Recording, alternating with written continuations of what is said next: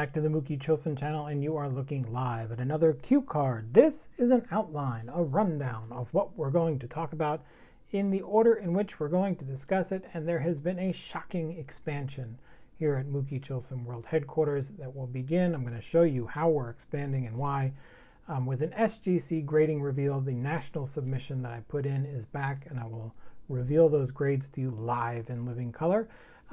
We have East Coast National pickups, this great show that I went to with my buddy Pete, and so a bunch of great friends there at the East Coast National. Got some great cards there that I will show off, some weird cards. And then there is some wild hobby generosity that sort of accounts for probably most of the expansion here, the shocking expansion at World Headquarters, so we will go through that. But let's begin with an SGC grading reveal. Now, I actually submitted 5 cards, and these are 4 of them here, and we'll start with this 1958 Hires Root Beer card. No tab on this one from my man Larry. I got this on eBay before the National, inexpensively. They're not common cards, and so I was really excited to see this at a decent price when I did on eBay. I did not have great expectations for any kind of grade, so whatever it got, and it got a 4.5. So really nifty card. Beautiful back. Larry Doby in his second tour of duty with the Cleveland Indians there. And I love this card, and so this will go into my Larry Doby collection, which I'm really happy about. Speaking of Larry Doby collections, this is the Burke Ross Larry Doby, a really sort of stunning example to me from this Burke Ross set, which is tough to get centered. This is a neatly centered Larry card. And I think this is one of the better examples of cards in that set. That beautiful portrait that's on a lot of different Larry Doby issues. I think this is a picture pack card it's used on. Anyway, it looks really nice as a Burke Ross card, and it's a 1952. And I actually just crossed it over. The original slab was crummy and old, and it was the old flip. And so I'm happy to have Larry and his hit parade of champions here to add and bolster to my Larry Doby PC, which I'm excited about. Speaking of PCs, I have that Batman set that Son of Mookie and I built over the pandemic, and I've been trying to upgrade it and get nicer versions of the key card of that set, Batman #1, which is the Batman Rookie, and this was the nicest card I think I've had. It's nicely centered. It's got some damage on the corner up there and a little bit of a ridge on the bottom, and so I knew it wasn't going to grade anything higher than a mid-grade. If you look at the back, there you have it. But I actually had 2 of these. I graded them both. The other one graded a 3.5, and I sold that one to help pay for the submission. And so this one got a 4, which I was probably expecting. I was hoping maybe 4.5, but that's fine. Whatever. This is just really great eye appeal on this card. A nice high gloss. It's card #1 in the set, and so these are tough. They get banged up. And these were not well kept by kitties back in the day. So anyway, speaking of kitties back in the day, this is a card I was looking for at the National, and I found it raw at the National. My buddy Scott from Reindeer Studios and I were walking around. I want to say, it was Wednesday. I think it was Wednesday at the National. I guess I had just met Scott. And so there we were ambling around, and this was on my list, and voila.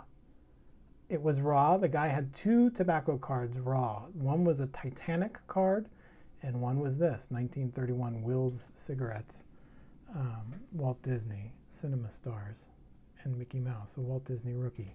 And I love Walt Disney. I love Walt Disney World. I go see the Carousel of Progress every time. I give lots of money, bringing the family down there.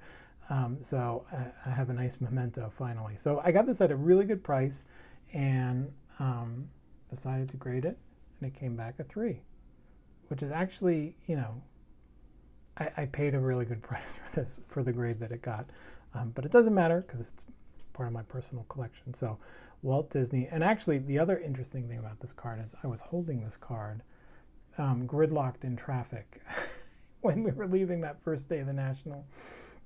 And Dr. James Beckett appeared next to me, standing on the sidewalk. And so I told my buddy Pete, who I was there with, hold on a second, I'm going to jump out. So I jumped out and went and talked to Dr. Beckett.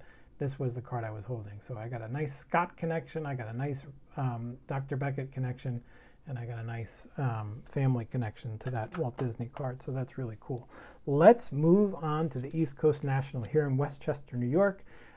It's always a couple weeks after the National. I look forward to going to it all the time. It's a 500 card table show.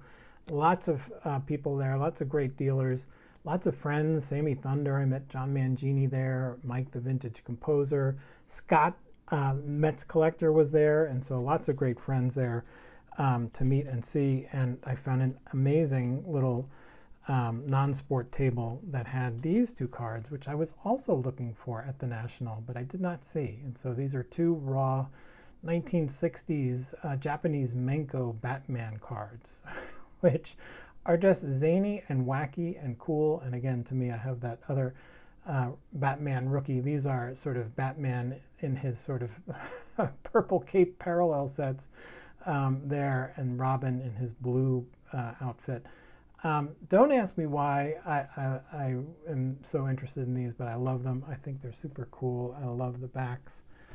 And so I don't know what I'm going to do with these, but I wanted them because I really enjoy the way they look. I think they're super cool. So I got those. Also at that same non-sport table, I picked up this. This is a 1940 gum ink Superman card. This is Superman catching bombs. One is under his right shoulder. He's catching another one with his left shoulder as the bomber flees above him. And he is keeping Metropolis safe because the mayor ignored the warnings that these bank robbers were going to drop bombs. I won't read you the whole back of it. Again, this was damaged. The guy had this at his table. He said he was going to grade it. I said, why don't you let me take it from you? I'll buy it off you, and we'll do that. I'll take it and I'll grade it myself instead. This will get a very low grade, but I've been looking to get a nice Superman card from his debut set.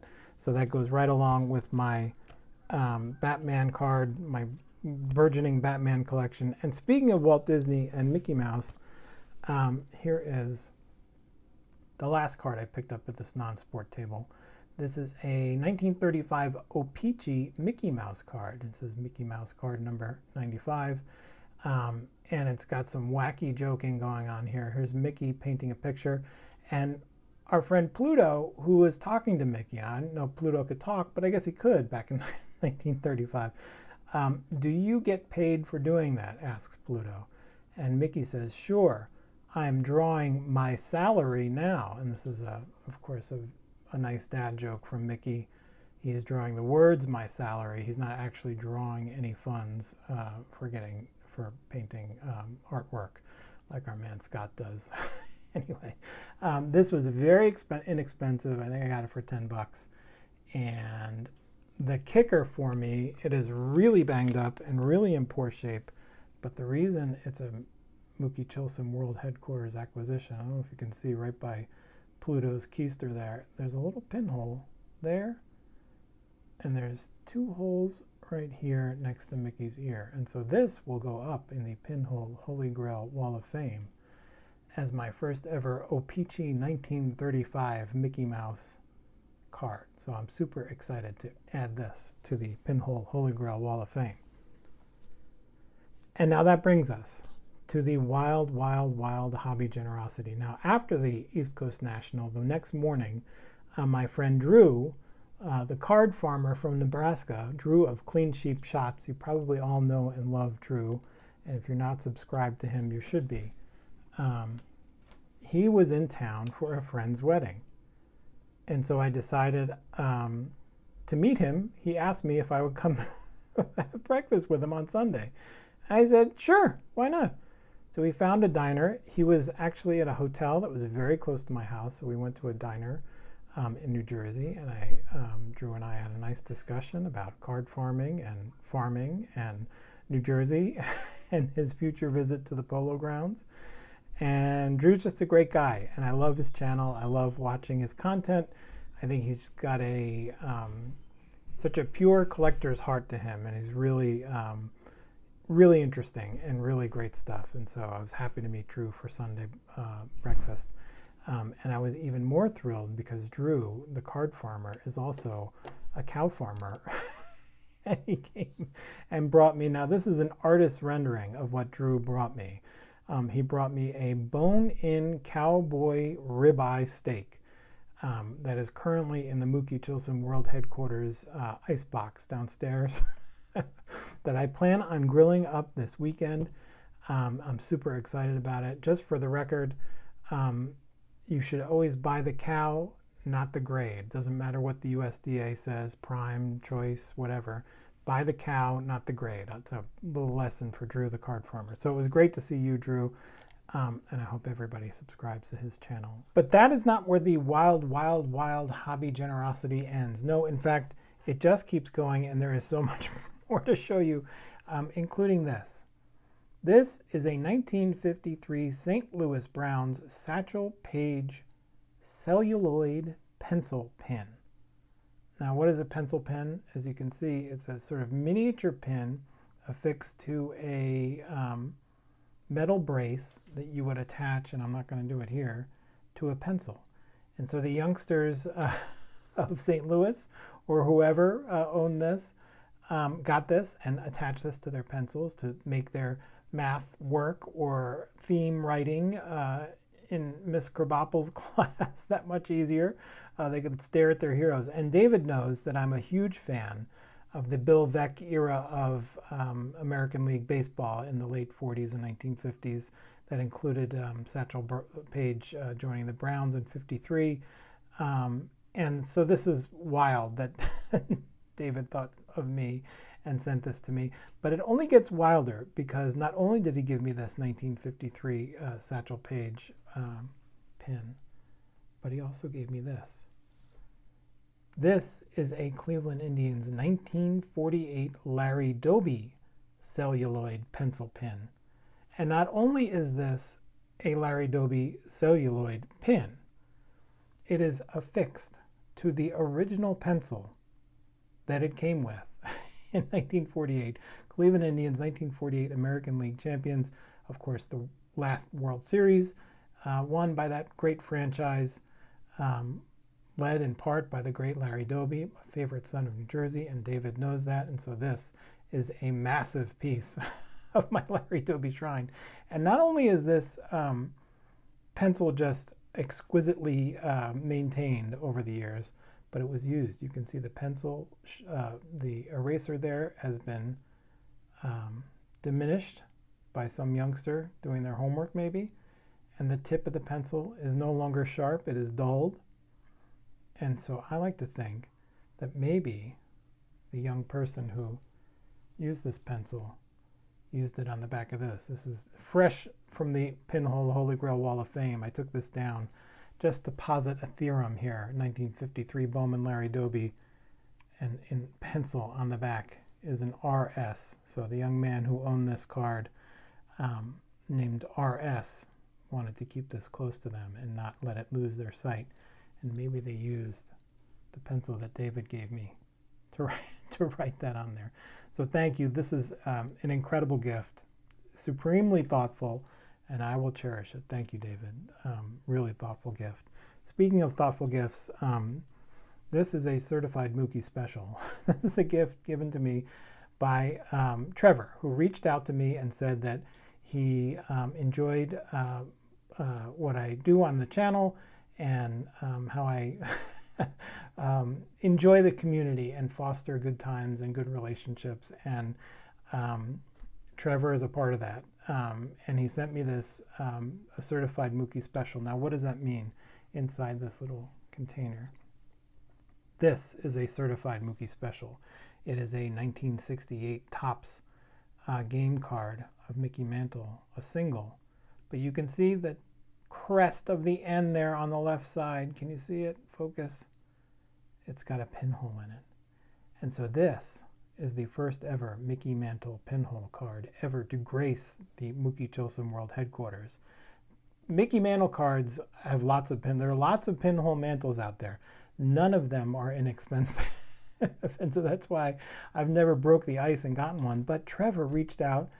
He actually bought this card from Sammy Thunder and thought it fit better in my collection, and he reached out and sent it to me. And boy, does that touch my heart, Trevor. This is just hobby generosity at its finest. In fact, I don't know if I'm going to do a little forensic analysis on this, Trevor. What's even better about this card, not that you need it, is not only is there a pinhole, but you can see there's some erasing that has gone on here. You see the streaks there, the sort of marks there has been erased. And what has been erased, you can tell, I don't know if you can see it, but you can see the indentation of the NY there. So some youngster decided that they wanted the New York Yankees logo on there and then decided they wanted to take it off. So this is just a forensic masterpiece, Trevor. I cannot thank you enough. I wonder if RS used that eraser to take the NY off the mantle card. Hated rival. This is an Inner Circle Hall of Fame pinhole card. Thank you, thank you, thank you, Trevor. And then there's this. This is For Mook from Ben. Ben is Ben of Blix Cards, and he reached out and sent me this card out of the blue. And boy, do I appreciate that. Ben has a great channel on YouTube. I hope you will subscribe because look at this. He sent me an amazing 2001 Mookie Wilson. It's 2001 Fleer Greats of the Game. I've appreciated and love this set from afar. I love the design of this, just rests that beautiful autograph beautifully. And so this will go into my collection with only a handful of Mookie Wilson autographs that I have, and I don't have one that I think is this clean and neat. So Ben from Blix Cards, subscribe to Ben because he does amazing things like this and does great videos. So go watch Ben's stuff, and thank you, Ben. I love these cards because they tell you congratulations. Yes, thank you. Congratulations. I really do appreciate the congratulations are really felt. Thank you, thank you, thank you, Ben from Blix Cards.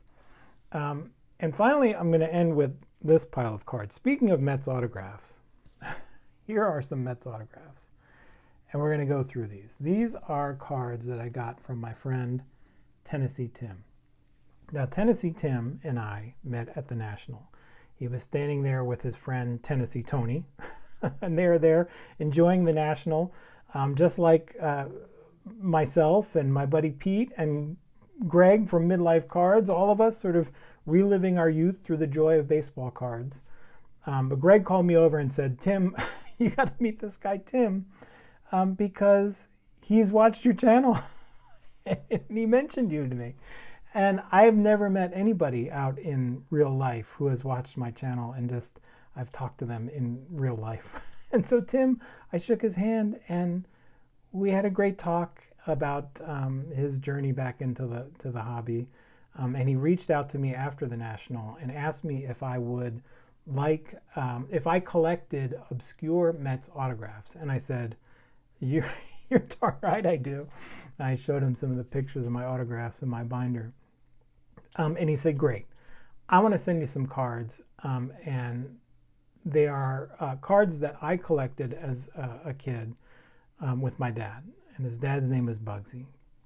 And him and his dad, Bugsy, would go to Nashville Sounds minor league baseball games and look at who was coming into town for that day and see if they could find the baseball card of the player on the opposing team to see if they could get it autographed. And what you're seeing in front of you is the bounty of all that amazing, awesome hobby work that Tim and his dad, Bugsy, did back in the 80s and 90s. And I'm going to go through this with you, and it is really, I'm sort of blown away by it.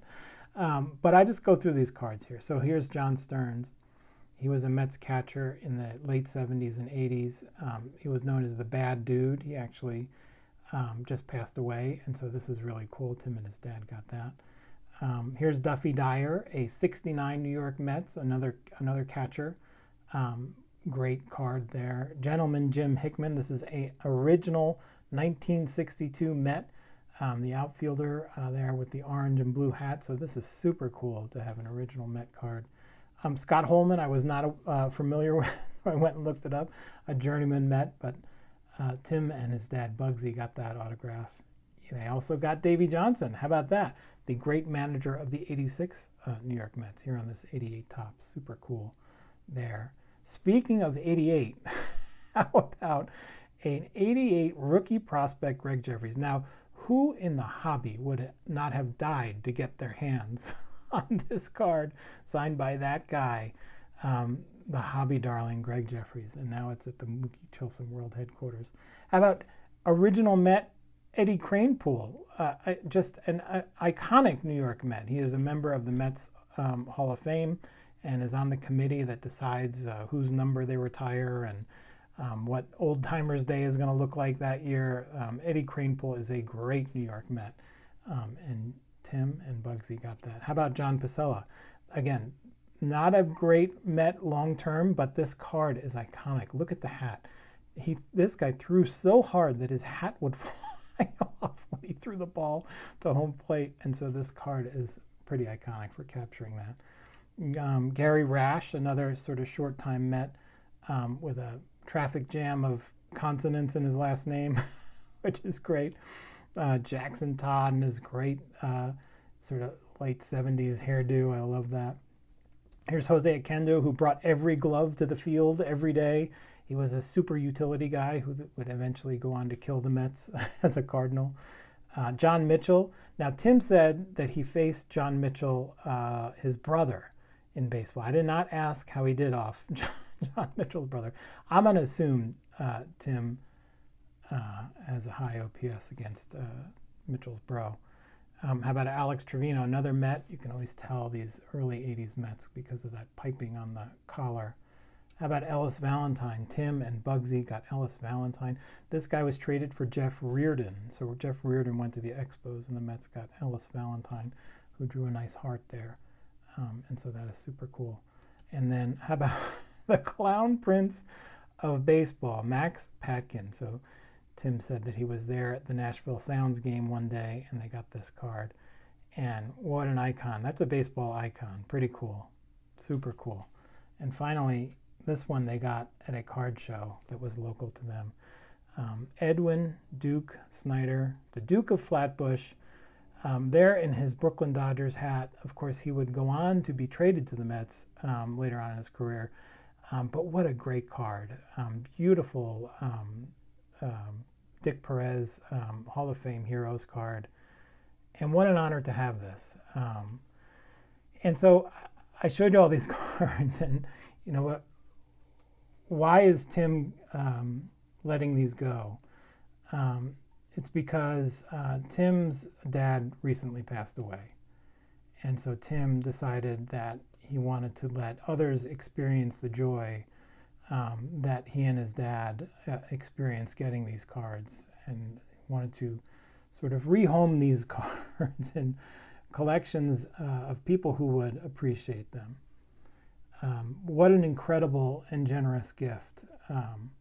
Number one, that Tim and his dad were able to do that back in those days. And number two, that Tim, rejoining the hobby, has decided that he wants to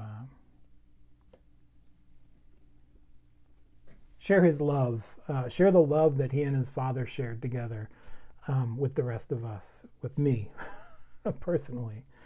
I am blown away by this generosity. I think Tim and Bugsy's example is one that I want to follow with my own kids, and that makes me feel a little emotional thinking about. So thank you for this, Tim. Thank you to Bugsy for being a great dad to you, and for bringing you up the way he did.